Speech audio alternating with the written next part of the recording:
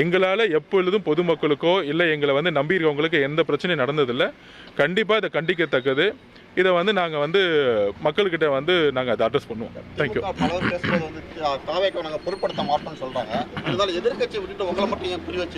அதாவது இது வரைக்கும் நீங்களே பார்த்துருப்பீங்க, மகாபலிபுரத்தில் மட்டும்தான் நாங்கள் வந்து மீட்டிங் நடத்தியிருக்கோம். சென்னை சிட்டியில் எந்த மண்டபத்துக்கும் அப்ரூவ் கொடுக்கக்கூடாதுன்னு முதலமைச்சர் குடும்பம் அங்கே இருக்க அமைச்சர்களே ஃபோன் பண்ணி எல்லா மண்டபத்தையுமே மிரட்டியிருக்காங்க. அப்போ அந்த அளவிற்கு தாவேக்கா எங்கேயுமே கூட்டம் போடக்கூடாது, எங்களுடைய தலைவர் வந்து பிரச்சாரத்துக்கு வெளியே வரக்கூடாது அப்படி நோட்டிஃபிகேஷன் வரைக்கும் எல்லா விதமான அழுத்தமும் கொடுத்துக்கிட்டே இருந்தாங்க. அவங்களுக்கு என்னென்னா வெளியே வந்து பேசவே மாட்டாங்க, அமைச்சர்களோ முதலமைச்சரோ பேச மாட்டாங்க. ஆனால் கூட்டம் போடாத அளவுக்கு எந்த அளவுக்கு வந்து இடத்த கொடுக்க விடாமல் நெருக்கடி பண்ணுறது, காவல்துறையை வச்சு நெருக்கடி பண்ணுறது, அரசு அதிகாரிகளை வச்சு நெருக்கடி பண்ணுறது, இந்த வேலை தான் வந்து திமுக செஞ்சுட்டே இருந்தாங்க.